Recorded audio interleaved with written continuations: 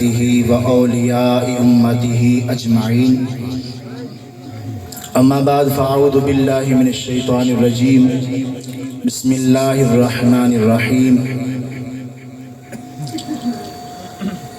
واذکروا نعمت اللہ صدق اللہ العظیم وصدق رسولہ النبی الکریم الامین ونحن على ذلك لمن الشاہدین والشاکرین ان اللہ وملائکتہ یصلون علی النبی یا ایہا الذین آمنوا صلوا علیہ وسلموا تسلیما الصلاة والسلام علیکہ یا سیدی یا رسول اللہ وعلا آلکہ واصحابکہ یا سیدی یا حبیب اللہ الصلاة والسلام علیکہ یا سیدی یا خاتم النبیین وعلا آلکہ واصحابکہ یا سیدی یا خاتم المعصومین۔ خشک شاخوں کو وہ تازہ گلاب دیتے ہیں، خشک شاخوں کو وہ تازہ گلاب دیتے ہیں، عہد پیری کو وہ پھر سے شباب دیتے ہیں۔ ارے پڑھ لے درود غفلت نہ کر خدا کی قسم، تیرے سلام کا وہ اب بھی جواب دیتے ہیں۔ الصلاۃ والسلام علیکہ یا سیدی یا خاتم النبیین وعلا آلکہ واصحابکہ یا سیدی یا خاتم المعصومین۔ مولایا صلی وسلم دائما ابدا علی حبیبک خیر الخلق کلہم محمد سید الکونین والثقلین والفریقین من عرب ومن عجم۔ مولایا صلی وسلم دائما ابدا علی حبیبک خیر الخلق کلہم۔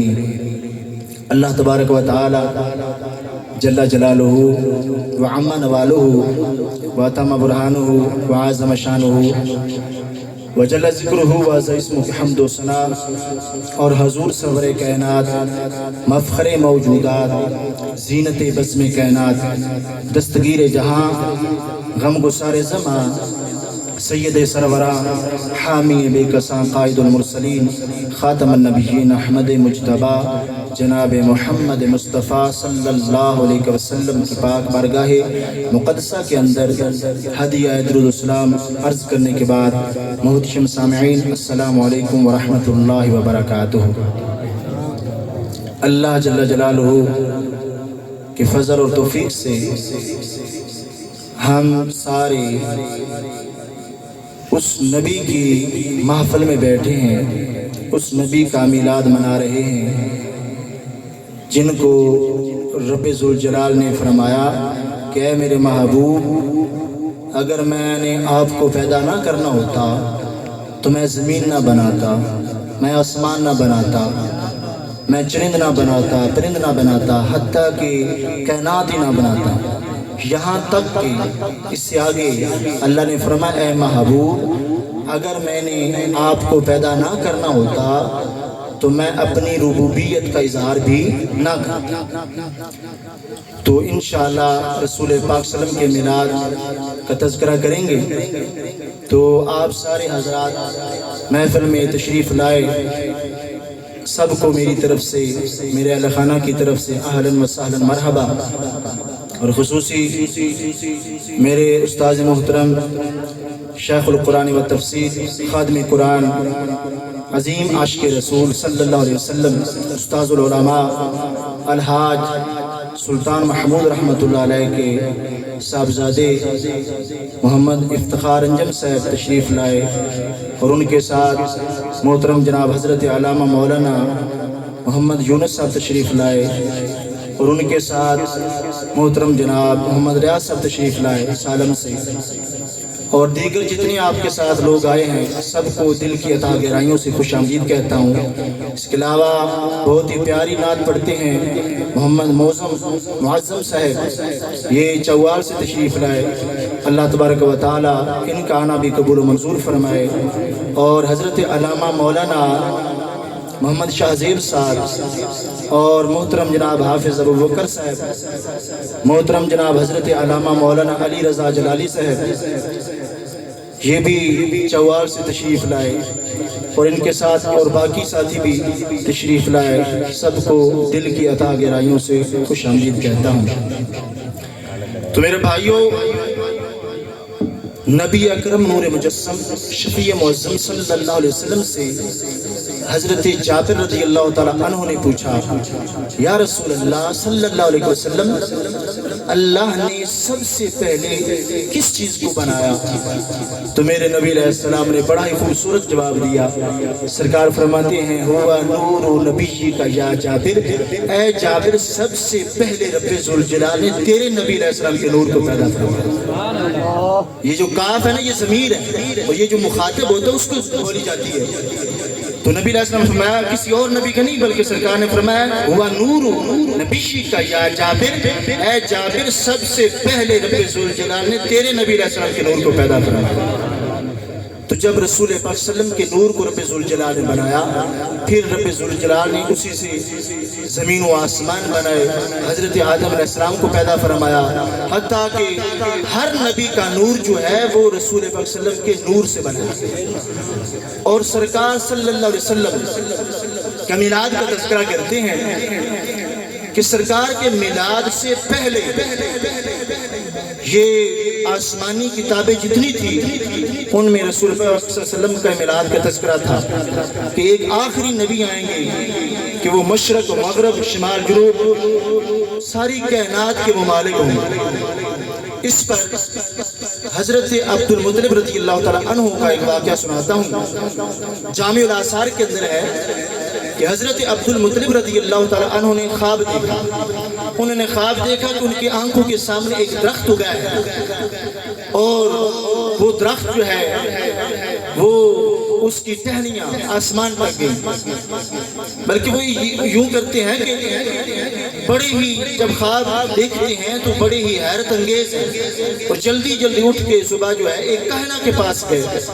کہنہ کے پاس جب گئے تو اس کہنہ نے کہا کہ اے ہمارے سردار، کیونکہ حضرت عبد المطلب رضی اللہ تعالیٰ عنہ سردار تھے وہاں کے جتنے لوگ تھے قریش کے، تو کہنہ نے کہا کہ اے ہمارے سردار عبد المطلب رضی اللہ تعالیٰ عنہ، جب آپ پہلے میرے پاس کوئی مسئلہ لے کے آتے تھے تو آپ جو ہیں وہ بڑے سیریس ہو کے آتے تھے، یعنی بالکل خوش باش آتے تھے، تو اب آپ حیرت انگیز ہیں، آپ کا چہرہ زرد ہے، کیا مسئلہ پیش آیا ہے؟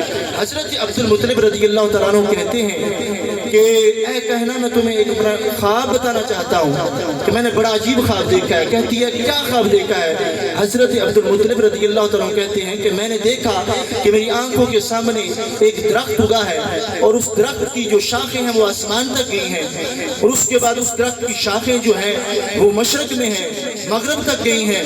تو میں دیکھتا ہوں کہ اس درخت کے ہر پتے سے نور نکل رہا ہے، سورج سے 70 درجے زیادہ، 70 گنا زیادہ اس نور کی روشنی ہے، ان پتوں کی روشنی ہے۔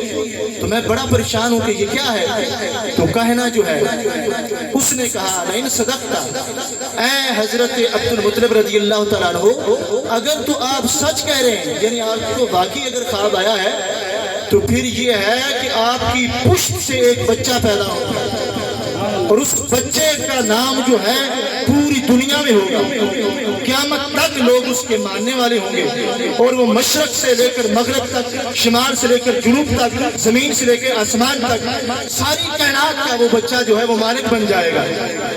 اسی طرح یہ جب خواب آیا تو حضرت عبد المطلب رضی اللہ تعالیٰ عنہ گھر آ گیا، اور چونکہ لوگوں نے پڑھ رکھا تھا جو آسمانی کتابوں کا علم جانتے تھے، تو ایک جو ایس نامی یہودی تھا وہ مکہ میں مسلسل چکر لگا کے دیکھتا اور لوگوں سے پوچھتا کہ کیا یہاں کوئی بچہ پیدا ہوا ہے، اور اس کی نشانیاں بتاتا کہ اس کے 2 قدموں کے درمیان مہر نبوت ہے، یعنی وہ کہتا تھا نشان ہے۔ تو اس طرح کی نشانیاں جو اس نے آسمانی کتابوں میں پڑھ رکھی تھی، وہ پوچھتا ہے کہ اس طرح کا بچہ پیدا ہوا ہے، تو لوگ بتاتے کہ نہیں ہوا، وہ مسلسل چکر لگاتا رہتا ہے۔ تو اب کیا ہوا؟ حضرت عبد المطلب رضی اللہ تعالیٰ عنہ اس شخص کے پاس گئے جو یہودی تھا، ایس اس کا نام تھا۔ تو عبد المطلب رضی اللہ تعالیٰ عنہ نے کہا کہ اس طرح کا بچہ ہمارے گھر پیدا ہوا ہے، اور وہ میرا پوتا ہے، اور چند نشانیاں بتائی کہ خانہ کعبہ میں جو بت رکھے ہوئے تھے لوگوں نے، وہ بت جو ہیں گر گئے ہیں سارے، اور نوشیروان بادشاہ جو تھا کسرا، اس کا جو ہے محل، اس میں شگاف پڑ گئے ہیں، دریڑیں آ گئی ہیں، تو لوگ جو اس طرح کی نشانیاں بتانے لگے تو اس نے کہا کہ وہ بچہ آج پیدا ہو گیا اور وہ بچہ جو ہے وہ نبی بنے گا، اور وہ نبی ہے، کیونکہ پہلی کتابوں میں جو ہے رسول اکرم صلی اللہ علیہ وسلم کا ذکر تھا۔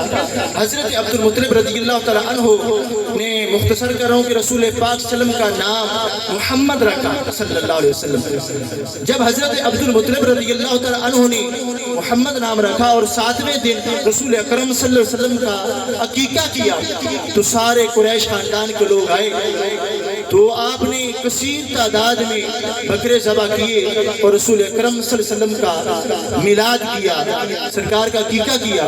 تو لوگوں نے پوچھا کہ حضرت عبد المطلب رضی اللہ تعالیٰ عنہ اپنے پوتے کا نام کیا رکھا ہے؟ تو حضرت عبد المطلب رضی اللہ تعالیٰ عنہ کہتے ہیں کہ میں نے ان کا نام رکھا محمد صلی اللہ علیہ وسلم۔ تو وہ بڑے پریشان ہوئے، حیران ہو گئے، کہتے ہیں عبد المطلب رضی اللہ تعالیٰ عنہ آپ سے پہلے کسی نے بھی محمد نام نہیں رکھا اپنے بچوں کا، تو آپ نے محمد نام رکھا ہے، بڑا عجیب نام رکھا ہے۔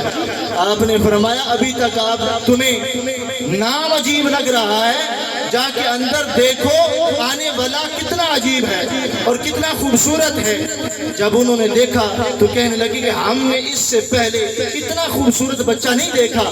تو محمد کا معنی ہے کہ جو سب سے زیادہ تعریف کیا گیا ہو، یعنی جس کی سب سے زیادہ تعریف کی جائے۔ اور احمد کا نام ہے، احمد چونکہ حضرت عیسیٰ علیہ السلام نے جب بتایا تھا من بعد اسم محمد، قرآن پاک میں ہے کہ میرے بعد ایک نبی آنے والا ہے اور ان کا نام جو ہے وہ احمد ہوگا، تو احمد کا مطلب ہے سب سے زیادہ تعریف کرنے والا، یعنی ہمارے آقا حضرت محمد مصطفیٰ صلی اللہ علیہ وسلم اپنے رب کی سب سے زیادہ تعریف کرنے والے ہیں۔ اور دیکھو نا پھر رب نے نام کیسا رکھوایا ہے، محمد جو سب سے زیادہ تعریف کیا گیا، یعنی جس کی سب سے زیادہ تعریف کی گئی۔ مختصر یہ کہ عرب میں یہ رواج تھا کہ جب بھی کوئی بچہ پیدا ہوتا تو وہ اس بچے کو دائی کے حوالے کرتے کہ وہاں دیہات کی جو دائیاں تھیں وہ بچے کی پرورش کریں، ایک تو بہتر پرورش اور پھر خالص عربی بچہ جو ہے وہ سیکھ سکے۔ تو لہذا اسی طرح حضرت حلیمہ سعدیہ رضی اللہ تعالیٰ عنہا کے بھی وقت جاگے۔ کیا ہوا کہ دائیاں مکے کی طرف آنا شروع ہو گئی، تو ساتھ حضرت حلیمہ سعدیہ رضی اللہ تعالیٰ عنہا بھی تھی اور ساتھ ایک خچر تھا جس پہ وہ سوار تھی اور ایک ساتھ اونٹنی تھی۔ حضرت حلیمہ سعدیہ رضی اللہ تعالیٰ عنہا کا ساتھ شور بھی تھا جن کا نام عبداللہ بن حارث ہے، اور ساتھ ایک ان کا چھوٹا سا بچہ تھا۔ اب کیا ہوا کہ جب وہ چلی ہیں تو حضرت حلیمہ سعدیہ رضی اللہ تعالیٰ عنہا کی جو اونٹنی تھی وہ بڑی کمزور تھی، مریض تھی، تو ساری دائیاں آگے گزر گئی، حضرت حلیمہ سعدیہ رضی اللہ تعالیٰ عنہ پیچھے رہے۔ اب وہ دائیاں جو ہیں وہ مکہ میں پھری، انہوں نے جہاں جہاں بچے پیدا ہوئے تھے وہ سارے بچے انہوں نے لیے اور واپس جا رہے ہیں، اور ابھی تک یہ راستے بھی ہیں، حضرت حلیمہ سعدیہ رضی اللہ تعالیٰ عنہ ابھی تک راستے بھی ہیں۔ تو انہوں نے کہا کہ دیکھو ہم تو بچے لے کر آ بھی گئی ہیں اور تمہاری مریض اونٹنی ہے، کمزور اونٹنی ہے، تانے دینے لگی کہ تمہاری اونٹنی پیچھے رہ گئی ہے، تم پیچھے رہ گئی ہو، اب تمہیں بچہ نہیں ملے گا، جہاں جہاں بچے تھے وہ ہم تو لے آئیں گے۔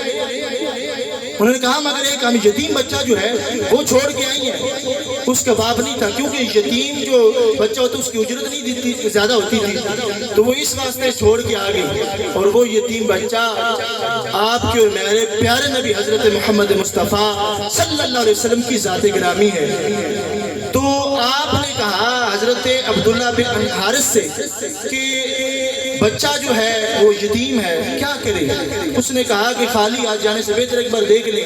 جب گئی ہیں لوگوں سے پوچھا تو انہوں نے کہا واقعی بچہ جو ہے وہ یتیم ہے۔ آپ نے کہا کہ چلو دیکھ لیتے ہیں۔ جب گئی ہیں پہلی نظر دیکھا ہے تو رسول اکرم صلی اللہ علیہ وسلم کی دیوانی ہو گئی، اپنے بچے کو بھی بھول گئے، رسول اکرم صلی اللہ علیہ وسلم کے چہرے کو دیکھ رہی ہیں، سرکار کو اٹھایا، آپ کا ماتھا جو ہے وہ چوما تو بڑی خوش ہے، اپنے شور سے کہا کہ ہم اس بچے کو لے جانا چاہتے ہیں۔ تو انہوں نے کہا کہ ٹھیک ہے لے چلتے ہیں۔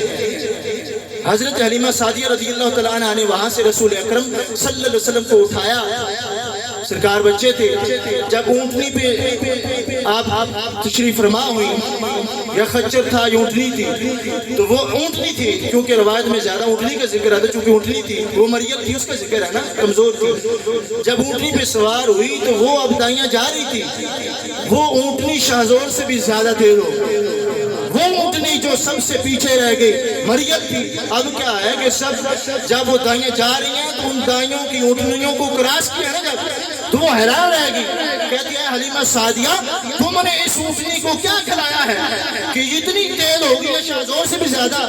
ہم جا رہی تھی راستے میں، ہم تو واپس گھر آ رہی تھی اور تم ابھی جا رہی تھی، تو اتنی جلدی کیسے آ گئی؟ تو آپ نے فرمایا کہ یہ میرا کمال نہیں، یہ جو یہ میری اونٹنی پہ بچہ سوار ہے جو میری گود میں ہے، یہ سارا کمال اس بچے کا ہے۔ اب کیا ہوا کہ حضرت حلیمہ سعدیہ رضی اللہ تعالیٰ عنہ کہتی ہیں کہ جب میں گھر میں آئی تو میری جو بکریاں تھی وہ بڑی تھوڑا دودھ دیتی تھی۔ شام کو جب بکریاں چر کے آئی تو کیا میں دیکھتی ہوں جب گھر میں داخل ہوتی ہیں بکریاں داخل ہوئی تو کیا ہوا کہ ان ساری بکریوں کے تھن جو ہے وہ دودھ سے بھر گئے۔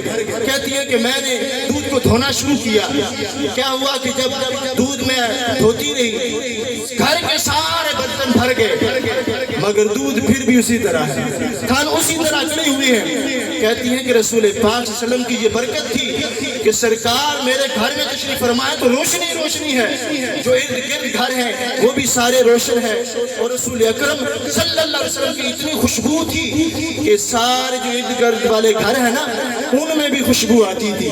تو لوگ جو ہیں باری باری وہ آتے رسول اکرم صلی اللہ علیہ وسلم کی زیارت کرتے اور کہتے کہ رب کعبہ کی قسم ہم نے اس سے پہلے یہ بچہ، اس سے پہلے جو کبھی بھی اس طرح کا بچہ جو ہے خوبصورت نہیں دیکھا، اس کی آنکھیں کتنی پیاری ہیں، اس کا چہرہ کتنا پیارا ہے، اس کے ہونٹ کتنے پیارے ہیں، یہ کتنا پیارا بچہ ہے اور کتنی نورانیت ہے۔ دوبارہ لوگ جو ہیں وہ رسول پاک صلی اللہ علیہ وسلم کی زیارت کرتے ہیں اور بڑے خوش ہوتے ہیں۔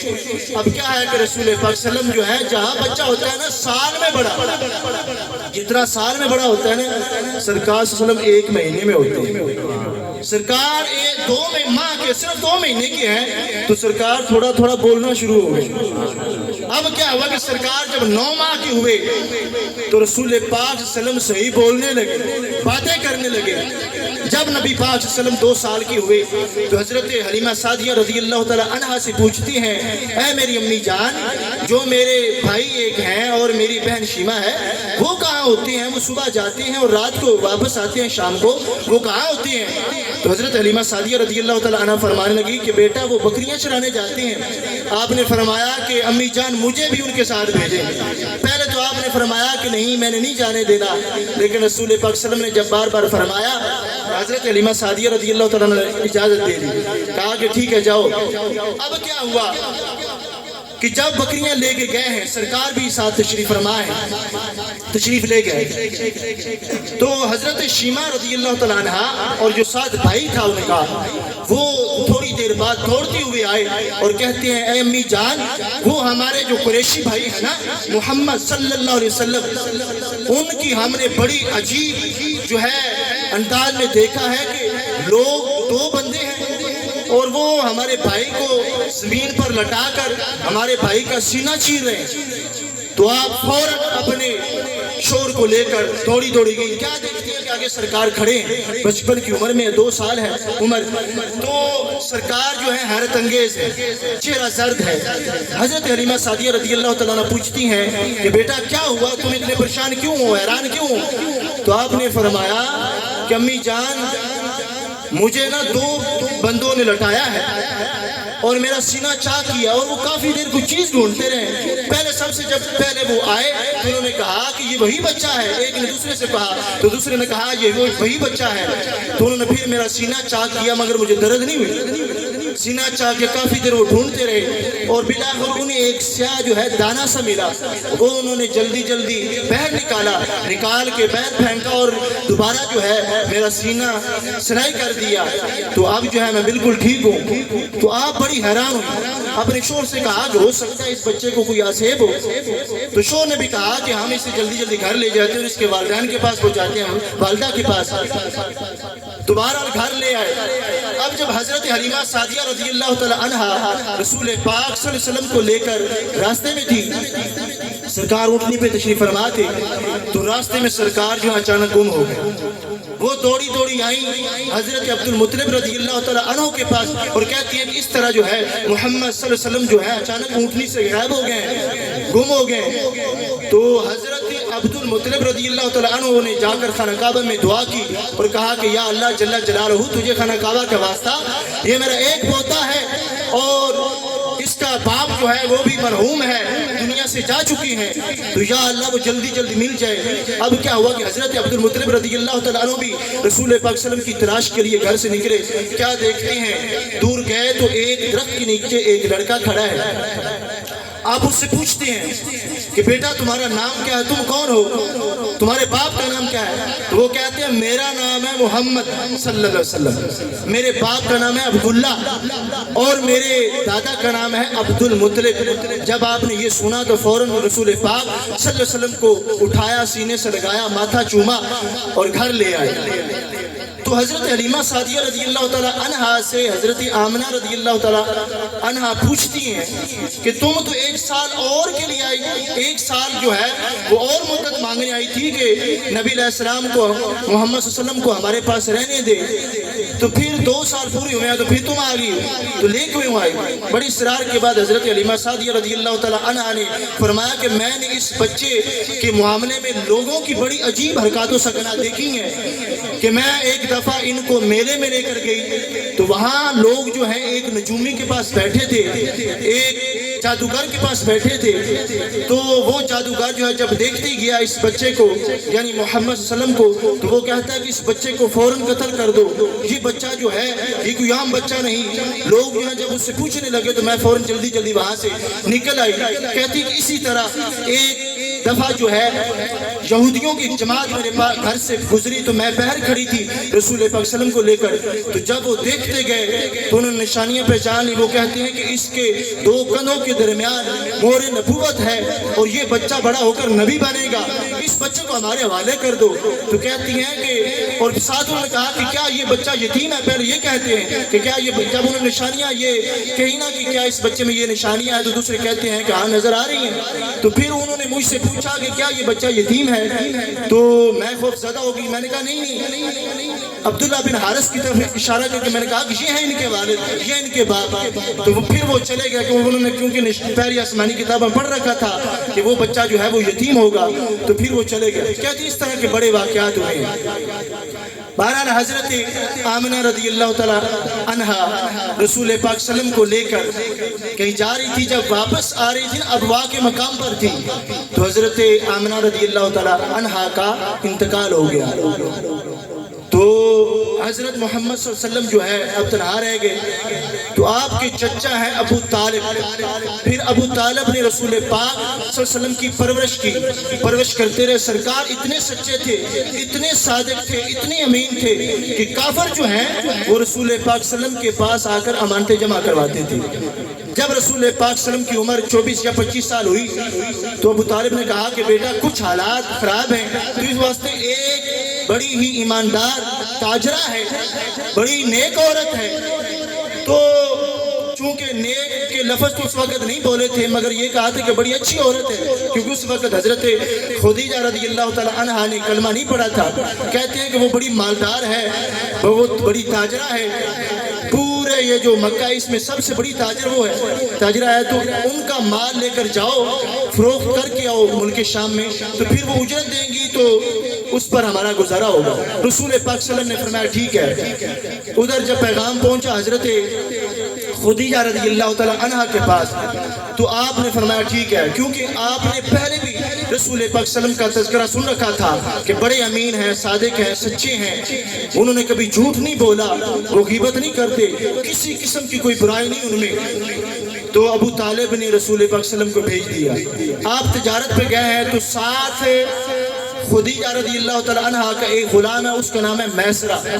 تو اس نے کہا کہ ان کو دیکھتے رہنا کہ کیا کرتے ہیں. حضرت محمد مصطفیٰ صلی اللہ علیہ وسلم جب تشریف لے گئے تجارت کے لیے، ساتھ میسرہ دیکھتا ہے کہ بادل جو ہے وہ رسول پاک صلی اللہ علیہ وسلم پر آ جاتا ہے. تھوڑا سا بادل ہے، جب قافلہ جا رہا تھا نا تو سرکار بھی ساتھ تشریف فرما تھی، تو بادل جو ہے وہ صرف سرکار پر چھاؤں کرتا ہے، دوسروں پہ نہیں. تو سرکار صلی اللہ علیہ وسلم کو دھوپ نہیں لگ رہی، یہ وہ نشانیاں دیکھتا رہا. پھر وہاں جا کر کسی نے بتایا میسرہ کو کہ یہ بندہ جو ہے یہ تو نبی ہے، ان قریب اس نے اعلان نبوت کا اعلان کرنا ہے، یہ ہم بندہ نہیں. وہ ساری نشانیاں میسرہ دیکھتا رہا. واپس آ کر اس نے حضرت خدیجہ رضی اللہ تعالیٰ عنہ کو دیکھا. بلکہ یوں ہے کہ جب دور ہی تھے تو کیا دیکھتی ہیں خدیجہ رضی اللہ تعالیٰ عنہ، آپ کی دوستیں بھی ساتھ بیٹھی تھی، تو دیکھتی ہیں کہ سرکار صلی اللہ علیہ وسلم جس اونٹنی پہ تشریف فرما ہے وہاں اوپر بادل آ جاتا ہے. آپ بڑی حیران ہوئی کہ یہ کتنے بختوں والا انسان ہے کہ اس کے اوپر صرف بادل نشانیاں دیکھ رہی ہیں. تو حتیٰ کہ جب دیکھا کہ دوسرے جب پہلے تجارت کرتی تھی تو کبھی اپنا نفع ہوتا تھا، منافع ہوتا تھا، کبھی نہیں ہوتا تھا، تو اس دفعہ دگنا نفع ہوا ہے. تو آپ بڑی خوش ہوئی اور اس کے بعد آپ نے رسول پاک صلی اللہ علیہ وسلم کو نکاح کا پیغام بھیجا. رسول پاک صلی اللہ علیہ وسلم نے نکاح کا پیغام جو ہے وہ قبول کیا. اس وقت حضرت خدیجہ رضی اللہ تعالیٰ عنہا کی عمر تھی 40 سال اور نبی اکرم صلی اللہ علیہ وسلم کی عمر تھی 25 سال. آپ کا نکاح ہوا. بہرحال جب آپ نے نبوت کا اعلان کیا تو کافر پھر عجب عجب سوال کرنے لگے. کہتے ہیں کہ اے محمد صلی اللہ علیہ وسلم، آپ سے پہلے جو نبی آتے تھے وہ تو معجزات لے کر آتے تھے، معجزے لے کر آتے تھے. جس طرح حضرت صالح علیہ السلام آئے تو انہوں نے پہاڑ سے ایک بہت بڑی اونٹنی نکال دی اور اس کے سائز کے بچہ نکالا. اور حضرت موسیٰ علیہ السلام کے ایک عصا تھا، وہ بتانے لگے کہ یوں یوں جو ہے معجزات تھے انبیاء کے. تو آپ بھی کوئی معجزہ دکھائیں. ابو جہل آتا ہے اور کہتا ہے کہ اے محمد صلی اللہ علیہ وسلم، اگر یہ جو سامنے چاند نظر آ رہا ہے اگر آپ اس کے 2 ٹکڑے کر دیں تو میں آپ کا کلمہ پڑھ لوں گا، آپ کا سچا نبی مان لوں گا. نبی پاک صلی اللہ علیہ وسلم نے فرمایا کہ کیا باقی تم لوگ کلمہ پڑھ لو گے اور مجھے سچا نبی مانو گے؟ تو میں یہ کر کے دکھاتا ہوں. رسول پاک صلی اللہ علیہ وسلم نے چاند کی طرف انگلی اٹھائی، چاند جو ہے وہ 2 ٹکڑے ہو گئے. جب چاند 2 ٹکڑے ہوا تو ساتھ ہی 2 پہاڑ ہیں، ایک ٹکڑا ایک پہاڑ پر، دوسرا ٹکڑا دوسرے پہاڑ پر. تو ابو جہل نے جب دیکھا اور ساتھ جو اس کے لوگ تھے انہوں نے دیکھا اپنی آنکھوں سے، تو ساتھ کے لوگ کہنے لگے اے ہمارے سردار دیکھو یہ کتنا بڑا جادوگر ہے، معاذ اللہ اس نے چاند پہ جادو کر دیا. حالانکہ یہاں تک جو پہلے جادوگر تھے وہ بڑے بڑا ان کا نام تھا مگر چاند پر کسی کا جادو نہیں چلا. تو انہوں نے کہا کہ چلو یوں کرتے ہیں، کچھ کہتے تھے ہماری آنکھوں پر جادو کیا ہے محمد صلی اللہ علیہ وسلم نے، کچھ کہتے تھے کہ چاند پہ کیا ہے. تو انہوں نے کہا کہ جو اس مکہ سے باہر تجارت کے لیے آتے جاتے ہیں لوگ ان سے پوچھتے ہیں. تو لوگ آ رہے تھے اور جب ان سے پوچھا، مدینہ شریف خبر بھیجی اور وہاں سے خبر ملی تو انہوں نے یہی بتایا کہ چاند واقعی 2 ٹکڑے ہوا ہے. پھر بھی اسے کلمہ پڑھنا نصیب نہ ہوا. اب اسی لیے کہتے ہیں کہ جو لے مانو ہو نا انہیں جتنا بھی سمجھا لو. اب کچھ لوگ کہتے ہیں تمہاری نصیحت کا کیا اثر ہوگا، علماء کو کہتے ہیں تمہاری علماء ویسے ہی ہیں، کھپتے رہتے ہیں، بولتے رہتے ہیں، ان کی تبلیغ کا کیا اثر ہوگا. تو میں نے کہا جو لے مانو ہوتے ہیں نا، جو نہیں ماننا ہوتا، جن کے دلوں پہ مہر لگ چکی ہوتی ہے، وہ دیکھو سگا چچا تھا ابو جہل، سگا چچا تھا ابو لہب، مگر کلمہ نصیب نہیں ہوا، نہیں پڑا. معجزات دیکھتے رہے جہاں تک کہ دیکھتے کہ رسول پاک صلی اللہ علیہ وسلم کو درخت سجدے کرتے ہیں، جانور سجدے کرتے ہیں. سرکار صلی اللہ علیہ وسلم کے معجزات بہت زیادہ ہیں، انہوں نے بہرحال کلمہ جو ہے وہ نہیں پڑھا.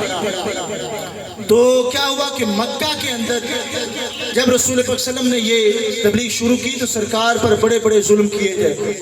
بڑا بڑا کافروں نے رسول پاک صلی اللہ علیہ وسلم کو ستایا. یہاں تک کہ جب طائف وادی میں سرکار جاتے ہیں تبلیغ کے لیے تو وہاں کے لوگوں نے میرے نبی علیہ السلام کو اتنے پتھر مارے کہ جسم اطہر پر پتھر اتنے لگے اور جسم اطہر جب زخمی ہوا تو خون بہہ بہہ کر جوتوں تک پہنچا اور جوتے رسول پاک صلی اللہ علیہ وسلم کے خون سے بھر گئے. مگر پھر بھی اس وقت جبرائیل علیہ السلام آئے اور کہتے ہیں اے محمد صلی اللہ علیہ وسلم اگر آپ فرما دیں تو میں ان لوگوں پر پہاڑ گرا دوں اور ان کا جو ہے कीमा बन जाए। मेरे नबी अलैहि सलाम ने फरमाया नहीं, मैं इनके लिए हमेशा दुआ करूंगा। मैं देख रहा हूँ कि यही लोग जो है यहाँ से लोग जो है मेरा कलमा पढ़ने वाले होंगे और इंशाअल्लाह क़यामत तक लोग जो है वो मेरा कलमा पढ़ेंगे। इससे आगे जो गुफ्तगू है ना वो इंशाअल्लाह कल मस्जिद मौला अली रज़ियल्लाहु तआला अन्हु वहाँ पर महफ़िल मिलाद है, वहाँ पर बयान करेंगे। तो जो आम मौजू है, ये जो हमने टाइटल पीछे दिया है ना, महफ़िल मिलाद खातमुल मासूमीन सल्लल्लाहु अलैहि वसल्लम, क्योंकि मिलाद मुस्तफ़ा सल्लल्लाहु अलैहि वसल्लम को मिलाद खातमुल मासूमीन सल्लल्लाहु अलैहि वसल्लम भी कह सकते हैं। अब देखो कि सबसे पहले बताना है कि कायनात के अंदर सिर्फ दो ग्रोह जो है वो मासूम है। एक ग्रोह है फरिश्तों का और दूसरा ग्रोह है नबियों का, यानी नबियों और फरिश्तों के अलावा कोई और ग्रोह जो है वो मासूम नहीं होता। अब मैं आपको बताता हूँ कि एक मासूम है, एक महफूज है। मासूम सिर्फ होते हैं नबी और मासूम सिर्फ होते हैं फरिश्ते, और महफूज जो है वो रसूल पाक सल्लल्लाहु अलैहि वसल्लम से निस्बत रखने वाले सहाबा भी हैं महफूज जो है, और वो आले बैत अतहार रज़ियल्लाहु तआला अन्हुम भी हैं। अब मासूम वो होता है कि जिससे कभी कोई गलती कोई गुनाह जो है हो ही नहीं सकता, नामुमकिन है। और महफूज वो होता है कि जिससे गलती हो तो सकती है, खता हो सकती है, मगर अल्लाह ने उन्हें अपनी कुदरत कामला से महफूज रखा होता है। अब मैं आपके सामने ये बहार शरीयत वाले हैं, इन्होंने यहाँ पे लिखा कि नबी अलैहिस्सलाम का मासूम होना जरूरी है, नबियों का मासूम होना जरूरी है। बड़ी तवज्जो वाली बात है और ईमान बचाने वाली ये बात है, और आप लोगों ने ये दिल में बिठानी है और आगे आगे पहुंचाना है, ऐलान करना है कि आखिरी मासूम हजरत मोहम्मद मुस्तफ़ा सल्लल्लाहु अलैहि वसल्लम की ज़ाती ग्रामी है। सरकार अलैहि वसल्लम के बाद कोई मासूम नहीं है। हजरत मौला अली रज़ियल्लाहु तआला अन्हु का बड़ा दर्जा है, करोड़ों मर्तबे हैं आपके, मगर आप मासूम नहीं है। हजरत सैयदा फातिमा रज़ियल्लाहु तआला अन्हा का बड़ा मकाम है, बड़ा मर्तबा है, आप सारी जंगी खातूनों की सरदार हैं, मगर मासूमा नहीं है। हजरत इमाम हसन रज़ियल्लाहु तआला अन्हु का बड़ा मर्तबा है, बड़ा मकाम है, मगर आप भी मासूम नहीं है। हजरत इमाम हुसैन रज़ियल्लाहु तआला अन्हु बड़ा मर्तबा है उनका, मगर आप भी मासूम नहीं है। हत्ता कि मुख्तसर ये बात है कि नबियों और फरिश्तों के अलावा कोई मासूम नहीं है। अब सुन्नत वजह से कहते हैं कि नबी अलैहिस्सलाम का मासूम होना जरूरी है, और ये इस्मत नबी और फरिश्ते का खासा है, यानी इनके लिए खास है, नबियों के लिए और फरिश्तों के लिए।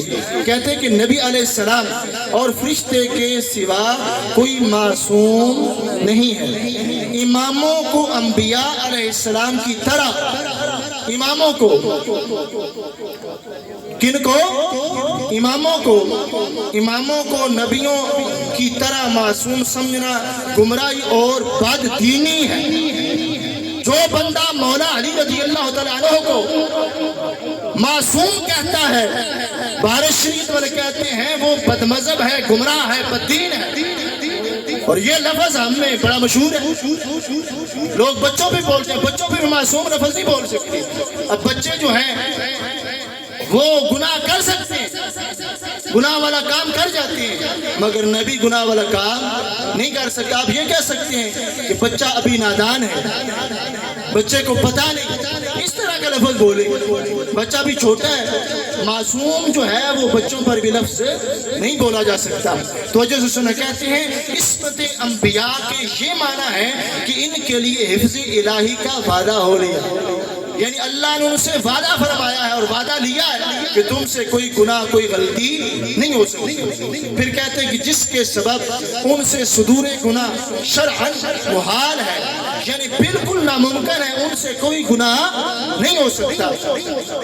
बाखिलाफ आइमा व अकाबर औलिया कहते हैं कि जो आइमा है और अकाबर औलिया है कि अल्लाह अज़्ज़ा व जल्ला उन्हें महफूज रखता है। क्या रखता है? महफूज रखता है। फिर कहते हैं उनसे गुनाह होता नहीं, अगर हो तो शरअन मुहाल भी नहीं, कि जो आइमा है और अकाबर औलिया है उनसे गुनाह होता नहीं, अगर कभी कोई हो भी जाए تو یہ محال ہی نہیں، محال کہتے ہیں ناممکن، یعنی یہ نہیں ہو سکتا کہ وہ کر ہی نہیں سکتے۔ اب سیدہ پاک رضی اللہ تعالی عنہ، حضرت مولا علی رضی اللہ تعالی عنہ، حضرت امام حسن، حضرت امام حسین، جتنی مقدس ہستیاں ہیں انہوں نے گناہ نہیں کیا، غلطی نہیں کی، اور گناہ والی خطا انہوں نے نہیں کی، مگر ہو سکتی تھی۔ کیا ہوتا ہے؟ ہو سکتی تھی، مگر اللہ نے اپنی قدرت کاملہ سے انہیں محفوظ رکھا ہے۔ کہتے ہیں کہ انبیاء علیہ السلام شرک و کفر اور ہر ایسے عمل سے جو خلق کے لیے باعث نفرت ہو، جیسے کذب یعنی جھوٹ اور خیانت اور جہل وغیرہ صفات ذمیمہ سے، نیز ایسے افعال سے جو وجاہت اور مروت کے خلاف ہیں، قبل نبوت یعنی نبوت سے پہلے اور نبوت کے بعد بالاجماع معصوم، یعنی چھوٹے گناہ ہوں یا بڑے ہوں، نبی نبوت کا اعلان کرنے سے پہلے بھی معصوم ہوتا ہے اور نبوت کا اعلان کرنے کے بعد بھی معصوم ہوتا ہے۔ بڑی توجہ سے سننا، اور کبائر سے بھی مطلقاً معصوم ہے، یعنی کبیرہ گناہ جو ہے ان سے بھی معصوم ہے۔ اور حق یہ ہے کہ تعمدن یعنی جان بوجھ پر صغائر سے بھی قبل نبوت، نبوت سے پہلے معصوم ہے اور نبوت کے بعد بھی معصوم ہے۔ اب اسی طرح حضرت داتا علی حجویری رحمۃ اللہ علیہ، اب دیکھو نا، میں کہتا کہ صرف نبیوں کو معصوم کہو، صرف فرشتوں کو کہو، تو آپ لوگوں نے کہنا تھا کہ تمہیں کیا پتا، اب تو ہمارے پاس دلیل ہے۔ اور پھر دلیل کیا؟ قرآن پاک میں ہے، ما کان محمد ابا احد من رجالکم ولکن رسول اللہ وخاتم النبیین، کہ محمد صلی اللہ علیہ وسلم تم مردوں میں سے کسی کے باپ نہیں، وہ تو اللہ کے رسول اور سارے نبیوں کی نبوت کے سلسلے کو ختم کرنے آئے، آخری نبی خاتم النبیین ہے۔ تو جو معنی خاتم النبیین کا ہے وہی معنی خاتم المعصومین۔ جس طرح سرکار آخری نبی ہے، اس طرح سرکار آخری معصوم ہے۔ جس طرح سرکار کے آنے پر نبوت کا دروازہ بند ہو چکا، اسی طرح سرکار علیہ السلام کے آنے پر معصومیت کا دروازہ بھی بند ہو چکا۔ کیونکہ آپ نے سنا کہ نبیوں کو معصوم کہہ سکتے ہیں، فرشتوں کو۔ اب یہ بتاؤ، جو بندہ رسول پاک صلی اللہ علیہ وسلم کے بعد مولا علی کو، سیدہ پاک کو، امام حسن پاک کو، امام حسین پاک کو یا دیگر جتنی امام ہیں ان کو معصوم کہے، بتاؤ پھر وہ ان کو معصوم کہے کہ نبی کہہ رہا ہے یہ نہیں کہہ رہا؟ اونچا بولو، وہ ان کو معصوم کہہ کے نبی کہہ رہا ہے، اور جو رسول پاک صلی اللہ علیہ وسلم کے بعد کسی کو نبی کہے وہ بندہ دار اسلام سے خارج ہے۔ توجہ سے سننا، حضرت داتا علی حجویری رحمۃ اللہ علیہ، آپ کی کتاب ہے کشف المحجوب، اس کے اوپر آپ نے لکھا کہ اولیاء معصوم نہ باشن کی عصمت شرط نبوت، کہ ولی معصوم نہیں ہوتے، معصوم ہونا نبوت کے لیے شرط ہے، یعنی جو بندہ نبی ہے وہ معصوم ہے، ولی کبھی بھی معصوم نہیں ہو سکتا۔ بتاؤ، حضرت داتا علی حجویری رحمۃ اللہ علیہ اپنے زمانے میں سب سے بڑے ولی تھے، اپنے دور میں آپ سب سے بڑے مفتی تھے، تو حضرت داتا علی حجویری رحمۃ اللہ علیہ نے یہ لکھا۔ اسی طرح حضرت پیر سید مہر علی شاہ صاحب رحمۃ اللہ علیہ، گولڑا شریف والے، آپ نے کیا لکھا؟ کیونکہ ہمارے لوگ جو ہیں انہیں کہا جائے نا بخاری میں ہے، مسلم میں ہے، ترمذی میں ہے، تو انہیں نہیں سمجھ آتا کہ بخاری کیا ہے، مسلم کیا ہے، ترمذی والے کون ہیں، ابو داؤد شریف والے کون ہیں، ابن ماجہ والے کون ہیں، انہیں نہیں پتا، کیونکہ یہ ولی اتنے مشہور ہیں۔ حالانکہ ان ولیوں کا لکھنا یہ وہ مرتبہ نہیں رکھتا، اگرچہ انہوں نے بھی شریعت کے مطابق لکھا، اور سرکار صلی اللہ علیہ وسلم کی احادیث جو ہیں ان کا بہت اعلیٰ مقام ہے، قرآن پاک کے بعد سرکار صلی اللہ علیہ وسلم کے فرمان کا مرتبہ ہے۔ تو اب انہوں نے لکھا، حضرت پیر سید مہر علی شاہ صاحب رحمۃ اللہ علیہ، آپ نے یہ جو لفظ لوگ کہتے ہیں نا شیعہ حضرات معصوم معصوم معصوم، خیر نبی پر بھی لفظ بولتے ہیں، تو آپ نے ان کے رد میں اپنی کتاب تصفیہ ما بین سنی و شیعہ میں لکھا، آپ کہتے ہیں کہ اس موضوع پر ایک اور دلیل جو فریق مخالف کی طرف سے دی جاتی ہے وہ یہ ہے کہ اللہ تعالیٰ نے بموجب آیت تطہیر اہل بیت علیہم الرضوان کو پاک گردانا ہے، یعنی جو آیت ہے نا انما یرید اللہ لیذھب عنکم الرجس اہل البیت ویطہرکم تطہیرا، جس میں رسول پاک صلی اللہ علیہ وسلم کے خاندان والوں کی پاکی ہے جو ایمان والے ہیں۔ تو کہتے ہیں کہ اس کا مطلب کیا ہے؟ سمجھانے والے کون ہیں؟ حضرت پیر سید میر علی شاہ صاحب رحمۃ اللہ علیہ، اور فرماتے ہیں کہ لہذا سیدۃ النساء رضی اللہ تعالی عنہا، یہ انہوں نے جو لکھا ہے نا، یہ باغ فتح کا موضوع چل رہا ہے، اور باغ فتح پر بھی انشاءاللہ تعالی ہم ایک کانفرنس کریں گے، اور اس میں آپ نے لوگوں کو جوگ لے کر آنا ہے، بہت سارے لوگوں کو آنا ہے، اور انشاءاللہ اس میں ہم باغ فتح کا مسئلہ جو ہے وہ بتائیں گے قرآن حدیث فقہ کے لحاظ سے کہ اصل میں باغ فتح کا جھگڑا کیا ہے۔ اور سیدنا صدیق اکبر رضی اللہ تعالی عنہ نے سیدۃ النساء رضی اللہ تعالی عنہا کو باغ فتح کیوں نہ دیا، یہ ادھر لکھ رہے ہیں، کہتے ہیں کہ لہذا سیدۃ النساء رضی اللہ تعالی عنہا فتح کا دعویٰ کرتی ہوئے کسی ناجائز امر کی مرتکب نہیں ہو سکتی۔ آپ فرماتے ہیں کہ یہ جو غیر لوگ کہتے ہیں نا، جو ہمارے عقیدہ کے خلاف لوگ ہیں، وہ کہتے ہیں کہ وہ ناجائز امر کا ارتکاب نہیں کر سکتی۔ آپ کہتے ہیں اس دلیل کا تفصیلی جواب آگے چل کر آیت تطہیر کے فصل میں دیا جائے گا۔ کہتے ہیں یہاں اتنا کہہ دینا کافی ہے کہ آیت تطہیر کا مطلب کون سی آیت؟ انما یرید اللہ لیذھب عنکم الرجس اہل البیت ویطہرکم تطہیرا۔ آپ فرماتے اس کا مطلب یہ نہیں، آپ فرماتے ہیں کہ یہاں اتنا کہہ دینا کافی ہے کہ آیت تطہیر کا مطلب ہرگز یہ نہیں کہ یہ پاک رو معصوم ہے۔ پاک رو کون؟ مولا علی رضی اللہ تعالیٰ عنہ، سیدہ پاک رضی اللہ تعالیٰ عنہ، امام حسن پاک، امام حسین پاک، اور دیگر جتنی مقدس ہستیاں ہیں، ان میں جو خصوصاً بڑے مرتبے والے یہ 4 ہستیاں ہیں، تو آپ فرماتے ہیں یہ پاک رو معصوم نہیں ہے، یہ پاک رو معصوم نہیں ہے۔ کیا ہے؟ محفوظ ہے، ان سے غلطی نہیں ہوئی، گناہ نہیں ہوا، خطا والی جو گناہ والی خطا ہے وہ نہیں ہوئی۔ آپ فرماتے ہیں کہ اس کا مطلب آیت تطہیر کا مطلب یہ نہیں کہ یہ پاک و معصوم ہے، کیا ہے؟ محفوظ ہے۔ کہتے ہیں کہ اور ان سے سرکار کی اہل بیت سے جو 4 مقدس ہستیاں ہیں، ان میں سر فہرست ان کا تذکرہ ہے، کہتے ہیں ان سے کسی قسم کی بھی خطا کا سرزد ہونا ناممکن ہے۔ اس کا مطلب یہ ہے کہ اگر بمقتضیٰ بشریت ان سے کوئی خطا سرزد ہو بھی تو وہ عفو تطہیر الہی میں داخل ہوگی۔ اب خطا سے مراد ہے خطا اجتہادی۔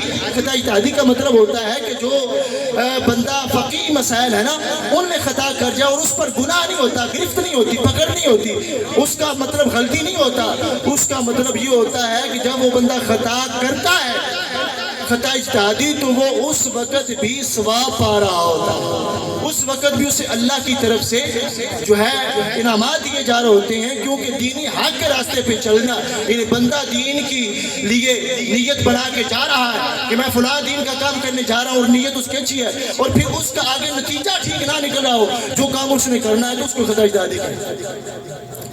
اب دیکھنا اسی طرح بہت سارے لوگوں نے ادھر صحابہ کرام رضی اللہ تعالیٰ عنہ میں ان کا بڑا مقام ہے، بڑا مرتبہ ہے، مگر وہ لوگ جو بھی ہیں وہ بھی معصوم نہیں ہے، نہ سرکار کی آل معصوم ہے، نہ سرکار کے صحابہ معصوم ہے۔ تو حضرت پیر سید میر علی شاہ صاحب کی دوسری کتاب ہے ملفوظات مہریہ، اس میں آپ لکھتے ہیں کہ جو بندے صحابہ کو گالی دیتے ہیں نا، ان کے بارے میں لکھتے آپ فرماتے ہیں ہو سکتا ہے صحابہ کرام سے کوئی اجتہادی قصور، کوئی اجتہادی اس پر گناہ نہیں ہوتا، کوئی اجتہادی قصور یا خطا ظاہر ہوئی ہو یا باہمی منازعت نے ان کے درمیان صورت کشادگی پیدا کی ہو، لیکن واجب العصمت تو صرف ملائکہ اور انبیاء ہے، نہ کہ صحابہ کرام۔ آپ فرماتے ہیں کہ صرف معصوم جو ہے وہ نبی ہیں اور فرشتے ہیں۔ اب دیکھو کہ معصوم کہہ کر لوگ ان کو نبیوں کے برابر کر رہے ہیں، انہیں نبی مان رہے ہیں، نبیوں کی طرح انہیں معصوم کہنا، یہ بتاؤ پھر معصوم اور محفوظ میں فرق کیا رہا ہے؟ معصوم کا مطلب ہے جس سے ہو ہی نہیں سکتا گناہ، خطا ہو ہی نہیں سکتی، اور محفوظ سے کا مطلب ہے کہ جس ہو تو سکتی ہے، محفوظ کا مطلب ہے ہو تو سکتی، مگر اللہ نے محفوظ رکھا ہے۔ آپ کو حضرت مجدد الفسانی رحمت اللہ علیہ آپ کے عقائد سے بھی کچھ بتانا چاہتا ہوں۔ کچھ لوگ کہتے ہیں مجدد ہمارے ہیں، یہ میں جو پیغام دینے لگا ہوں نا، اب دیکھنا جو لوگ رسول پاک صلی اللہ علیہ وسلم کی آل کو سرکار سے بڑا کہتے ہیں، ان کے بارے میں مجدد پاک نے کیا کہا، ان کے بارے میں اعلیٰ حضرت نے کیا کہا، ان کے بارے میں ملفوظات میریہ والے جو حضرت پیر سید مہر علی شاہ صاحب رحمۃ اللہ علیہ انہوں نے کیا کہا، ان کے بارے میں داتا علی حجویری نے کہا۔ سب سے پہلے میں داتا علی حجویری رحمۃ اللہ علیہ ان سے شروع کرنا چاہتا ہوں کہ جو لوگ نبیوں کے برابر کسی کو کہہ دیں یا نبیوں سے افضل کہہ دیں تو ان کے بارے میں حضرت داتا علی حجویری رحمۃ اللہ علیہ آپ کا حکم کیا ہے؟ آپ کہتے ہیں ہر کے مر نفی تخصیص انبیاء را اعتقاد کند کافر شبد۔ آپ کہتے ہیں جو بندہ نبیوں کی شان میں ہیر پھیر کرے، انہیں ولیوں کے برابر کہے یا انہیں نبیوں سے افضل کہے، ان کی شان گھٹائے، کافر شبد، وہ بندہ کافر ہے۔ اب یہاں جو اٹھتا ہے ٹکے کا بندہ نہیں ہوتا اور وہ بھونکتا ہے نبیوں کے خلاف اور کہتا ہے کہ نبی جو ہیں وہ اہل بیت سے نیچے ہیں، سرکار کی آل کی شان بڑی ہے۔ داتا صاحب کہتے ہیں جو بندہ سرکار کی آل کو سرکار سے بڑا کہے، جو سرکار کے صحابہ کو سرکار سے بڑا کہے، کافر شبد، وہ بندہ کافر ہے۔ کسی نبی کے بارے میں بھی تم اگر نازیبا الفاظ بولو، چھوٹی سی بات کہہ دو جو توہین تک پہنچتی ہے، وہ بندہ کافر ہوتا ہے۔ آپ نے آگے لکھا، لکھتے کہتے ہیں کہ ولی کا اور نبی کا اپنا اپنا مقام ہے۔ ولی بنتے ہی تب ہے جب نبی بھی ایمان رکھے، نبی کی پیروی کرے گا تو پھر ولی بنے گا۔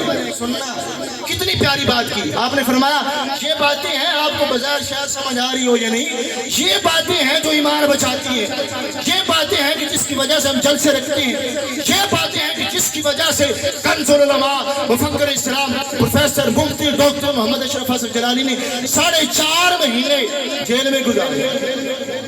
یہ باتیں ہیں انبیاء کی شان پہ پہرا دیتی ہوئے، سرکار کی آل کی شان پر پہرا دیتی ہوئے، صحابہ کرام کی شان پہ پہرا دیتی ہوئے ڈاکٹر محمد اشرف حسن جلالی نے 4.5 مہینے ظالم حکومت کے ظلم برداشت کیے اور وہ کہتے تھے صرف اتنا کہہ دے کہ ہم کسی کے خلاف نہیں بولتے۔ تو آپ نے کہا قرآن حدیث پڑھنے سے میں باز نہیں آؤں گا، جتنی سزا دینی ہے دے دو۔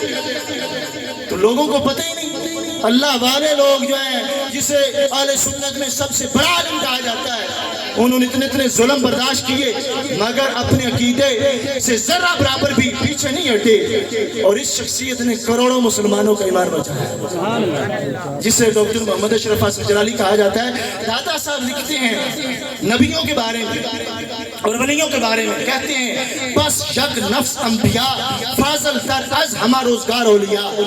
کہتے ہیں کہ نبی کی ایک سانس ایک طرف ہے، ولی کی پوری زندگی ایک طرف ہے۔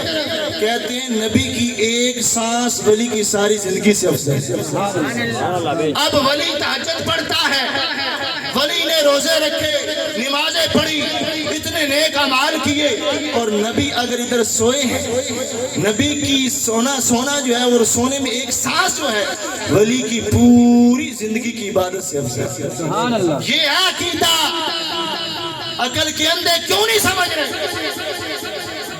کہ کفر در کفر؟ اس لیے سرکار نے فرمایا تھا کہ بندہ صبح کو کافر ہوگا، شام کو مسلمان، اسے پتہ نہیں ہوگا کہ میں کافر ہو چکا ہوں۔ اس لیے ہم کہتے ہیں سنیوں کا عقیدہ سنا کرو، سنیوں کے پاس بیٹھا کرو۔ ایک شخص ہے وہ کہتا ہے کہ سرکار کی آل سرکار سے بڑی ہے، اور بے وقوف ڈنگر تجھے پتہ نہیں۔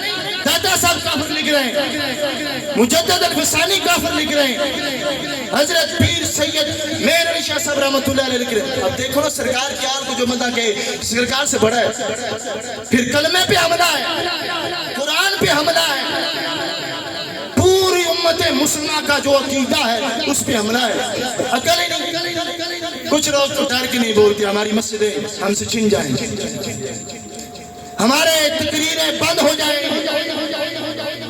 لوگ ہمیں تانا دیں گے۔ کچھ ہمارے علماء کا بھی قصور ہے کہ جو صرف یہ کہتے ہیں بس تم جو ہے علی علی کرو یا صرف نعرے لگاؤ تو جنتی ہے، کیا جنت ویسے ہی نہیں؟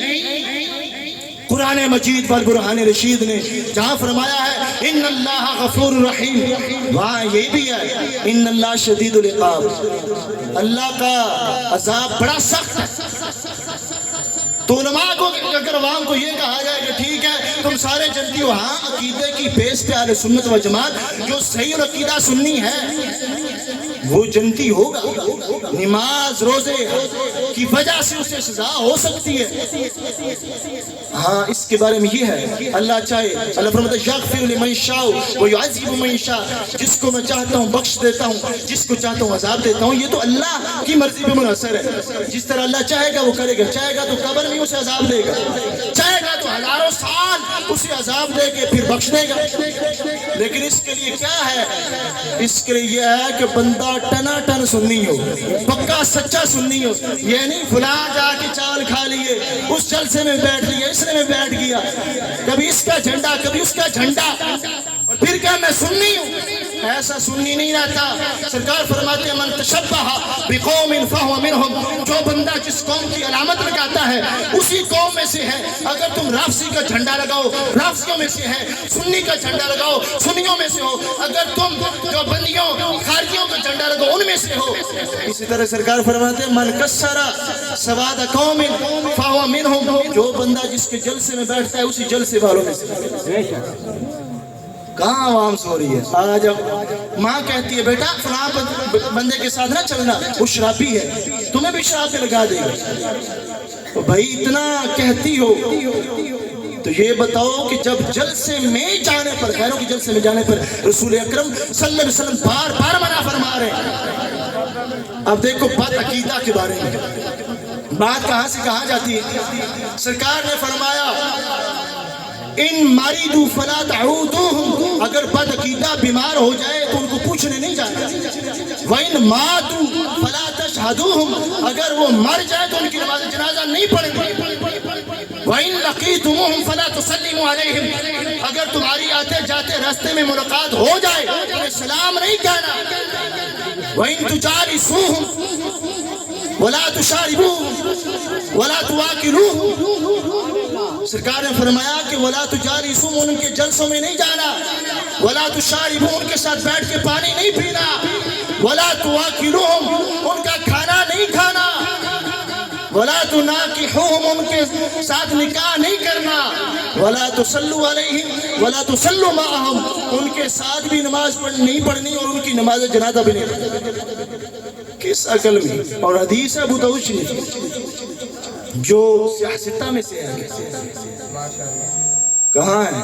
لوگوں کو قبر بھول گئے، کہتے ہیں فلاں کو راضی کر لو فلاں کو کر لو، اور بھائی قبر میں ہے من ربوں کا ما دینوں کا ما کنتا تقول فی حق ھذا الرجل، تو وہاں سرکار کی آل کے خلاف جو لوگ بولتے ہیں، سرکار کے صحابہ کے خلاف بولتے ہیں، ان کے جلسوں میں جاؤ گے تو سرکار کیا تمہیں چھوڑ دیں گے؟ سرکار علیہ السلام نے دیکھا کہ ایک جنازہ آیا ہے، صحابہ کرام رضی اللہ تعالیٰ عنہ نے کہا کہ یا رسول اللہ علیہ وسلم اس کا جنازہ پڑھائیں۔ سرکار نے فرمایا میں نے نہیں پڑھانا۔ کہتے ہیں یا رسول اللہ صلی اللہ علیہ وسلم آپ تو نیکی کے کام میں ہر دفعہ آگے ہوتے ہیں، یہ نہیں کہ کوئی اعتراض کیا، بڑے عاجزانہ انداز سے سوال پوچھا۔ تو سرکار نے فرمایا یہ کمینہ میرے عثمان کو گالی دیتا ہے۔ اور بھائیو توجہ کرو، عقیدہ آج کے دور میں بچانا بڑا مشکل ہے، بڑی مشکل ہو گیا ہے۔ تو لہٰذا میں بات کر رہا تھا، مختصر عرض کرتا ہوں، بارش شریعت والوں نے لکھا انبیاء کرام تمام مخلوق یہاں تک کہ رسل ملائکہ سے بھی افضل ہے، ولی کتنا ہی بڑے مرتبے والا ہو کسی نبی علیہ السلام کے برابر نہیں ہو سکتا۔ جو کسی غیر نبی کو کسی نبی سے افضل بتائے یا برابر بتائے وہ کافر ہے۔ اتنی بات پر کہ بندہ اگر یہ کہے بڑی محبت، کیونکہ مولا علی رضی اللہ تعالیٰ نے فرمایا کہ ہمارے بارے میں 3 گروہ بنے گے، ایک ہوگا کہ جو ہمیں شریعت سے بڑھ کر محبت کرے گا، شریعت کی حدود پھلانگ کر، ایک وہ ہوگا جو ہم سے بغض رکھے گا، اور ایک وہ ہوگا جو ہم سے محبت جو ہے وہ شریعت کے مطابق کرے گا۔ آج عوام کے ذہن کدھر ہیں؟ صحابہ کو آل کو سرکار علیہ وسلم کے آل کو صحیح شریعت کے مطابق کون مان رہا ہے؟ اب جو ہے جس کو بالکل پتہ ہی نہیں کسی چیز کا، وہ بھی کہتا ہے میں سب کچھ جانتا ہوں، سب کچھ جانتا ہوں، تمہیں کیا پتا؟ تم لوگ کہتے ہیں کہ کالے لفظوں کو اپنے پاس رکھو۔ ارے ہمارا حق ہے کہ ہم تبلیغ کریں، اور اللہ کے فضل سے ہم کر رہے ہیں۔ بہرحال انہوں نے یہاں پہ لکھا، بارش شریعت میں لکھا کہ ہر شخص جو چاہتا ہے بکتا ہے، اور آئے دن مسلمانوں میں فساد پیدا ہوتا ہے، نئے نئے مذہب پیدا ہوتے رہتے ہیں، ایک خاندان بلکہ بعد ایک جگہ ایک گھر میں کئی مذہب ہیں، اور بات بات پر جھگڑے لڑائیاں ہیں۔ ان تمام خرابیوں کا باعث یہی نیا مذہب ہے۔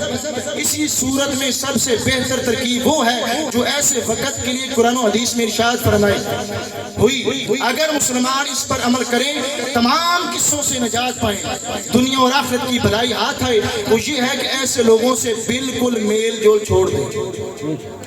اگر وہاں جاؤ گے تو نقصان کھاؤ گے۔ اب یہاں کتنے لوگ ہیں اور ان میں سرفرت ایک بندہ ہے، وہ کہتا ہے سرکار کی حال بڑی ہے، اور وہ آئے دن اتنا فساد پھیلا رہا ہے۔ وہ کہتا ہے لوگوں کو باہر کہ رافضیوں کے جھنڈے لگاؤ، میں تمہیں اعلان دیتا ہوں، یہ کرتا ہوں وہ کرتا ہوں۔ اس شخص کو میں نے بار بار میسج کیے، میرے پاس موجود ہے، کوئی دیکھ سکتا ہے۔ میں نے کہا خدا را توبہ کر لے، جو تو کہتا ہے یہ کفریہ جملے ہیں، اور اس کی وجہ سے کتنا فساد ہے، کتنے رشتے ناطے ٹوٹتے ہیں، کتنے لوگ تم آگے خراب کرو گے۔ مگر اس نے آگے کیا کیا؟ مزاحن قوالی بھیج۔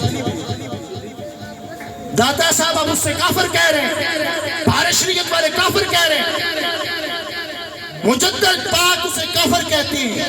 اب دیکھو نا، مجدد پاک نے لکھا کہ جو حضرت مولا علی رضی اللہ تعالیٰ عنہ کو ڈائریکٹ مانتا ہے، سرکار کی نسبت درمیان سے ہٹا دیتا ہے، اور ڈائریکٹ کہتا ہے کہ میں تو سرکار کی ساتھ کو ہٹا کر مولا علی کو مانتا ہوں۔ آپ کہتے ہیں این الکفر، یہ بندہ این کافر ہے، اس نے کفر کیا۔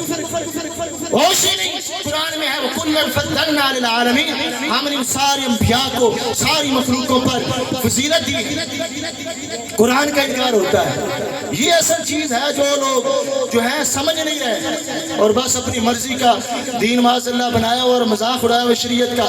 بہرحال مجدد الفسانی رحمۃ اللہ علیہ نے کہا اب سنت وجہ سے کہ مرتبے اپنے اپنے ہیں جو اللہ کی طرف سے عطا شدہ ہیں، تو مرتبے کے لحاظ سے حضرت مجدد الفسانی رحمۃ اللہ نے فرمایا کہ ولایت جزو نبوت است، جو ولایت ہے نا وہ نبوت کا حصہ ہے، وہ نبوت کل است، اور نبوت جو ہے وہ کل ہے، وہ ولایت کا حصہ نہیں۔ یعنی وہ ولی جو ہے وہ نہیں نبوت کسی کو دیکھ سکتا، یا ڈائریکٹ نبوت عبادت کرنے سے نہیں مل سکتی، وہ جو نبوت ہے وہ اللہ کی طرف سے عطا شدہ ہے۔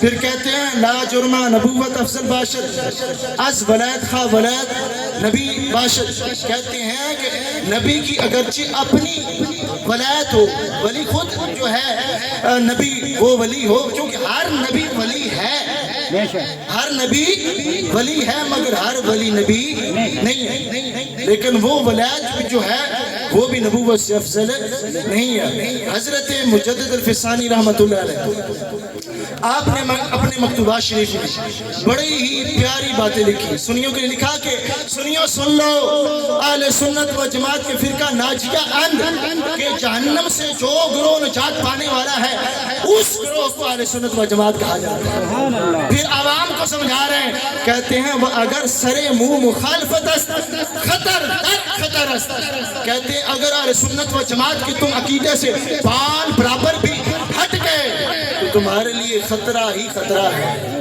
اب مرتبے کے لحاظ سے آپ فرماتے ہیں، کہتے ہیں کہ یک بار یہاں سے شروع کرتے ہیں، وحشی قاتل حضرت حمزہ علیہ رحمہ کی یک بار در صحبت خیر البشر رسیدہ ہوئی، کہتے ہیں کہ حضرت وحشی رضی اللہ تعالیٰ عنہ جنہوں نے رسول پاک صلی اللہ علیہ وسلم کے چچا حضرت امیر حمزہ رضی اللہ تعالیٰ عنہ کو شہید کیا تھا، کہتے ہیں کہ شہید کرنے کے بعد پھر سرکار نے کے پاس جب گرفتار ہو کے آئے تو سرکار نے معاف کر دی، اس کے بعد کلمہ پڑھا، تو یہ سرکار کی بارگاہ میں صرف ایک دفعہ آئے ہیں، کون؟ حضرت وحشی رضی اللہ تعالیٰ، صرف ایک دفعہ۔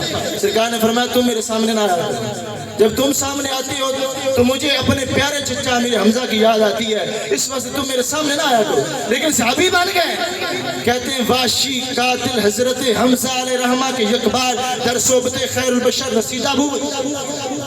کہتے ہیں حضرت واشی رضی اللہ تعالیٰ عنہ جنہوں نے ایک دفعہ رسول پاک صلی اللہ علیہ وسلم کی صحبت اختیار کی، از اویس کرنی کی خیر التابعین بہتر افضل است۔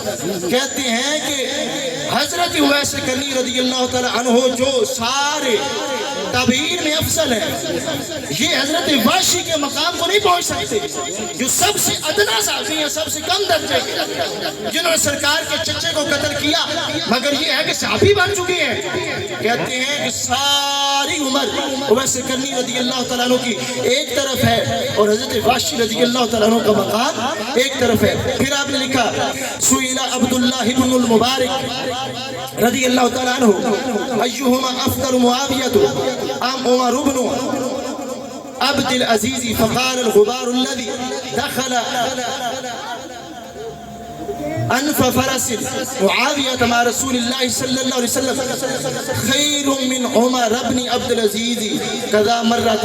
کہتے ہیں کہ حضرت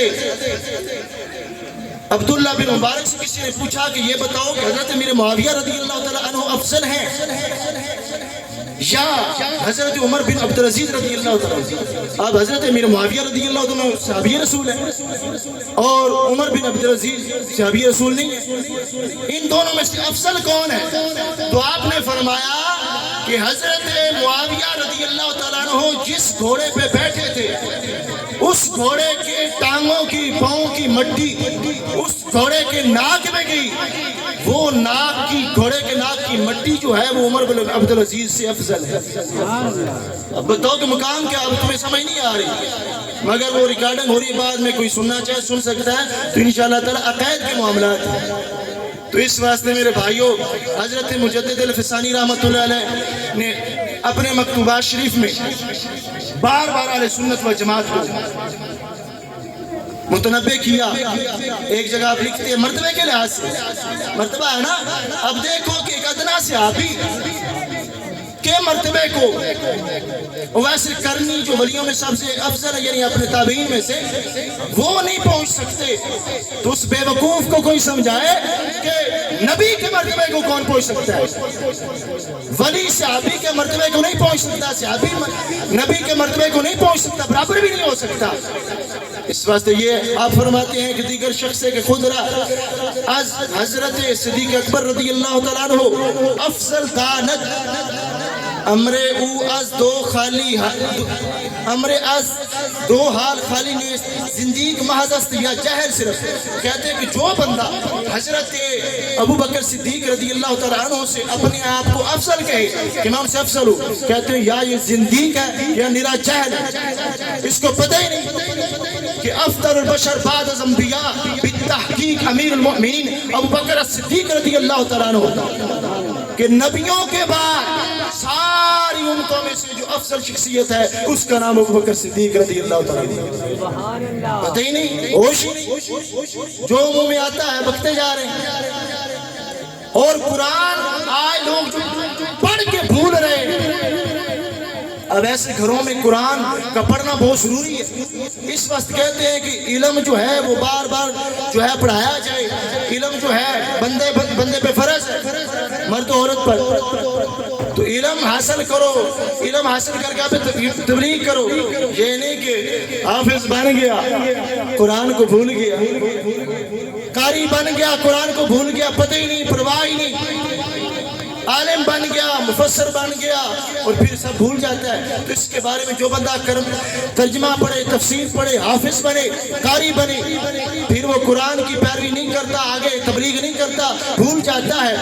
قرآن میں 16 پارے میں ہے وَمَنْ آرَدَ عَنْ ذِكْرِي فَإِنَّ لَهُ مَعِيشَةً ضَنْكًا وَنَحْشُرُهُ يَوْمَ الْقِيَامَةِ أَعْمَىٰ۔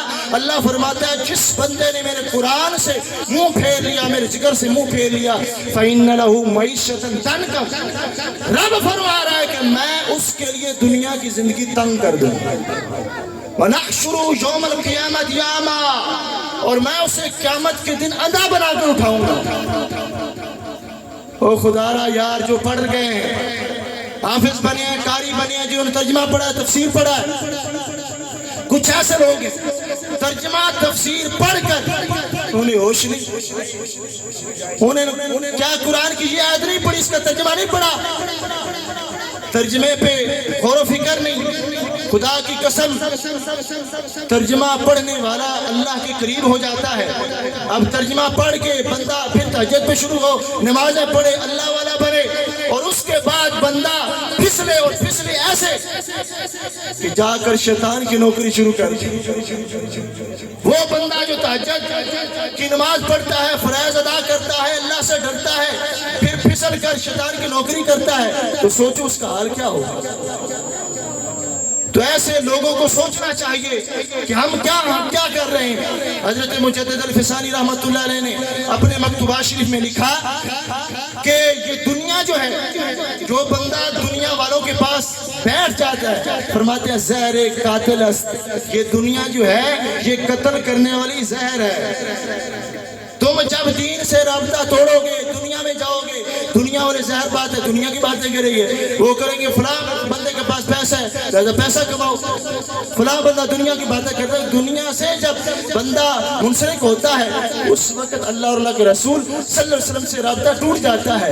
اس رابطے کو برقرار رکھنے کے لیے تمہیں قرآن کی پیروی کرنی پڑے گی، اور جو بندہ توبہ کرے تبھی اس مقام پہ آ سکتا ہے، ورنہ توبہ کیے بغیر اگر بندہ مر گیا تو قرآن میں رب فرما رہا ہے. اب اللہ نے فرمایا آگے اس ایسا کہ اللہ فرماتا قال ربی لم حشرتنی اعمی وقد کنت بصیرا. وہ بندہ جو قرآن پڑھ کے بھول کے اللہ کے ذکر سے ہٹ جاتا ہے، وہ قیامت کے دن جب اندھا ہوگا نا تو اللہ سے عرض کرے گا یا اللہ میں تو دنیا میں آنکھوں والا تھا، تو نے مجھے اندھا کیوں بنایا. قال كذلك آياتنا فنسيتها وكذلك اليوم تنسى. اللہ فرمائے گا اسی طرح دنیا کی زندگی میں میری آیتیں تیرے پاس آئی تھی، یاد کر تو حافظ بنا تھا، یاد کر تو قاری بنا تھا، یاد کر تو نے ترجمہ پڑھا تھا، تفسیر پڑھا تھا. اب بتا کیا تو نے وہ آگے پہنچایا، کیا دین کی خدمت کی، کیا تم نے اسے یاد رکھ کے خود عمل کیا. اللہ فرماتا جس طرح تو نے میری آیتوں کو بلا دیا آج میں نے تمہیں بلا دیا. اب یہ باتیں کون پڑھ کے سنائے؟ اس طرح کی باتیں تو ہمیں صحیح نہیں لگتی. ہم کہتے ہیں 4 شعر پڑھ لے بندہ، وہ صحیح ہے. خدا کی قسم یہ قرآن کا عذاب بہت بڑا ہے. اور کچھ لوگ ہیں وہ لوگوں کو ہٹانے کے لیے قرآن سے، احادیث سے، سرکار اسلام کے فرمان سے، اب دیکھو وہ لوگ کیا جہنم نہیں خرید رہے. ایک بندہ جو قرآن کی تبلیغ کرتا ہو، قرآن پڑھتا ہو، پھر اس سے وہ بندہ دنیا میں لگائے، وہ ڈنگر خود ہے، پہلے نمبر پر مجرم وہ ہے، کچھ نہیں پتا کہ میں نے پڑھا ہے. میرے استاد کہتے تھے پنجابی میں، آپ فرماندے آن کہ ماج دی اتے وانا صحیح نہیں لگتا، ماج دی اتے وانا صحیح نہیں لگتا. او کھوتے دے یہ کھوتی دی ہوندہ ہے. آپ فرمانے سن اس سے طرح حافظ قرآن، قاری قرآن، جس بندے ترجمہ پڑھے ہیں، تفسیر پڑھے ہیں، اور اگر پڑھ کے پھر دنیا دے کمچ لگ جائے، اس تو ہٹ جائے. آپ فرمانے نو دی مثال انجی کہ جس طرح تسی ماجوتے بانا لا دیتے کہ حافظ بنا ہے قرآن کی پیروی کے لیے، قرآن سنانے کے لیے، قاری اس لیے بنا ہے، ترجمہ لوگ اس لیے پڑھتے ہیں کہ اللہ کے قرآن میں کیا لکھا ہے، تفسیر اس لیے پڑھتے ہیں کہ مزید اس کی آگے تشریح سنیں، ترجمے کو سمجھیں اور لوگوں تک پہنچائیں. ادھر خیال ہی کوئی نہیں. جو پڑھ گئے 2 سال ہم نے لگائے وہ ضائع. اب کیا ہے، پہلے اللہ پھر جو ہے اب شیطان کی نوکری سرے عام. اب چند دن میں نے پہلے دیکھا، شکوہ ہے مجھے ان لوگوں سے کہ جو ایک گھر میں ہیپی برتھ ڈے منایا جا رہا تھا، میں کہتا ہوں انہیں ایک جھنڈی لگانے کی توفیق نہیں ہوئی. سرکار کا میلاد ہے، اب ان تمہاری بچوں کی کیا اہمیت ہے سرکار علیہ السلام کے آگے؟ تمہیں یہ بچے سرکار کی وجہ سے ملے، سرکار کے صدقے ملے. سرکار کی باری آئی تم نے ایک جھنڈی بھی نہ لگائی، اور کنجریوں کی طرح آواز آ رہی تھی تالیوں کی سڑکوں پہ لوگ عورتوں کی. کیا ہے؟ ہیپی برتھ ڈے منایا جا رہا ہے. کتنی ہلاکت ہے کہ ادھر جا رہی آواز، اور عورت کی گھر سے آواز جب باہر نکلتی ہے تو اللہ فرماتا ہے کہ اس لعنت پر، ایسی عورت پر میں بھی لعنت کرتا ہوں، فرشتے بھی کرتے ہیں، سارے لوگ کرتے ہیں۔ اب دیکھو ایک عورت ہے، اس کو نعت ہی پڑھا منع کیا گیا عورت ذات کو، کیوں؟ کہ اونچی آواز میں نعت نہیں پڑھ سکتی، اونچی آواز میں قرآن نہیں پڑھ سکتی، تو گھر سے باہر جائے۔ کیوں؟ لوگوں کو جب لوگ آواز سنیں گے تو لوگوں کی شکوک و شبہات ہوں گے، لوگ اس کی طرف میل ہوں گے، پھر آگے ان لوگوں کے ذہن خراب ہوگا، بدکاریاں ہوگی، بڑا نقصان ہوگا۔